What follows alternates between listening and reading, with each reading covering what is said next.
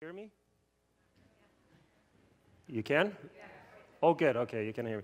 Okay, if I'm talking a little funny, it's because I spent 5 days in New York.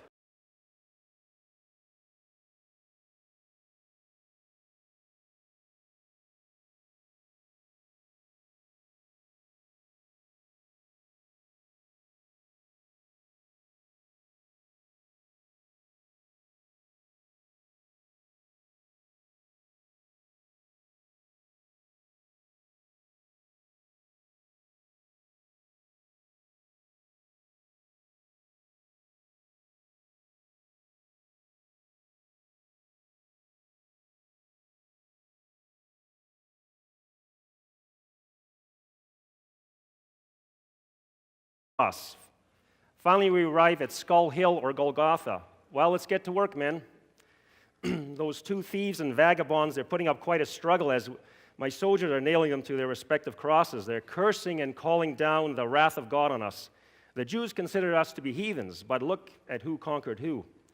Now it's Jesus' turn. We drive the first spike into his hand, and he grimaces in pain, and he starts to speak. What's he saying? Father, forgive them, for they do not know what they're doing. That's strange. No curses, no threats, just forgiveness for us pagans.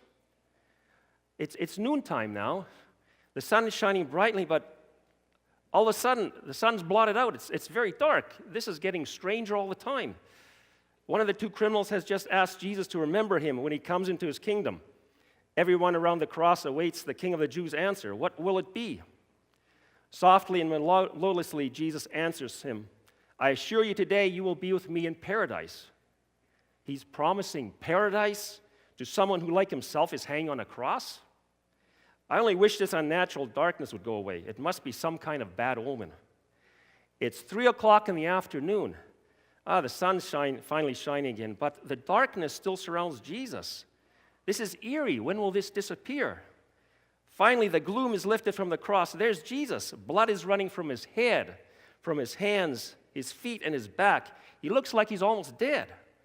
Suddenly, he shouts in a clear voice, as loud as a trumpet, it is finished.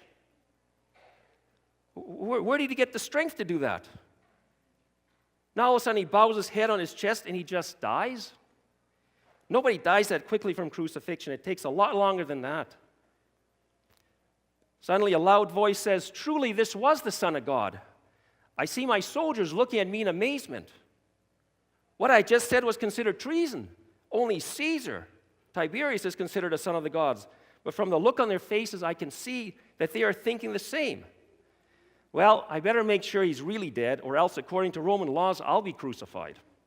And I don't want that. I stick my spear deep into his side. Out come two distinct streams, one of blood, the other of water. Yes, he's really dead. Well, we'll have to take the 3 bodies to the city dump to be burnt. Wait, is it really them? Yes, it is. It's Joseph of Arimathea and Nicodemus, 2 of the richest men in Palestine. I mean, they're even richer than King Herod. They have written permission from my superior, Pilate the governor, to remove the body of Jesus. They brought 100 pounds embalming mixture of myrrh and aloes. Well, that's more than what I earn in a year as a centurion. And they're taking him to Joseph's newly hewn tomb. Talk about expensive. This is an expensive funeral. Why all this fuss over a nobody? I still don't quite understand. Oh, well, it's time to go home. It's been a very long day, but maybe my men and I can have a few days off. It's Saturday afternoon now. We've been summoned by Pilate. Great.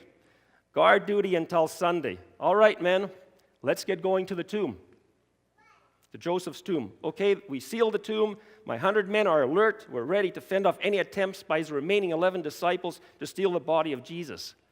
As if they could. The big fisherman, Peter, he hacked off someone's ear with his sword, and he's the best they have. They're going to steal the body from us? Oh, well, orders are orders. It's very early Sunday morning. It's still dark, and suddenly a bright light and an earthquake. And who's that? That's the mightiest warrior I've ever seen. He moves that 2,000-plus pound boulder in front of the tomb like a pebble. He just throws it. Then he calls out, Son of God, come forth. Your Father calls you. Then I can't believe it. I can't believe it's not working. Okay, there it goes. I didn't press it hard enough. I'm with a cold. I'm a little enfeebled. So, Jesus comes out of the tomb and he says, "I am the resurrection and the life. No man takes my life from me. I lay it down myself and I take it up again." I can't move. I'm frozen. What is this? My men can't move. We're all stiff. We can't move. We have arthritis. Jesus really was. No, Jesus really is the Son of God. My name is Longinus. I'm a Roman centurion. I was a pagan once, but now I'm a Christian. The time I spent in front of the cross with Jesus, listening to his words, seeing his actions, and then witnessing as he rose from the dead by his own power, that all forever changed me. And I'm not the only one. There's Julius, the cohort commander of Capernaum. I mean, Jesus healed his servant Pulcher. He's here today as well. And there's Cornelius, the Italian regiment commander of Caesarea. Peter, Peter, the so-called swordsman, he told him the good news about Jesus. We still kid Peter about his bad swordsmanship. It's the communion service now. My first communion. First, the foot washing. Because Jesus washed the disciples' feet, and he asks us to do likewise. I know the water. It's the water of life. It flows from his body for me. I mean, my spear caused the wound, but Jesus allowed the water to flow for me. And here we are, all changed people. Peter, he's washing Cornelius' feet. And here I have Simon the Zealot. He's washing my feet. We were doing foot washing. And I said to him, "Weren't you a member of that group that hated Romans, that wanted to kill them?" He says, "Yes, but Jesus changed me." And he's washing my feet like he's washing Jesus' feet. I'm there. This is strange, but this is Jesus. He changes people. Now, we're eating the unleavened bread. Oh, I remember that. That's Jesus' broken body that was offered for a lost world. My men and I, we broke his body. We whipped him and we beat him. We drove the nails, the spikes into his hands and his feet. We broke his body, but he's the bread of life. He's offered for me personally. I can still see the scene at the cross. Back in AD 31, I can still see it. He dies for my sins. I can't. Now we drink the unfermented wine. Jesus' blood, shed blood. I mean, it was my spear that caused his blood to flow out of his side. I thrust it through his side, through his lungs, and through his heart. And I caused it to flow, rush out of his body. It was my fault. But he said, "Father, forgive them." He forgave me, forgave my men. I'm forgiven, praise God.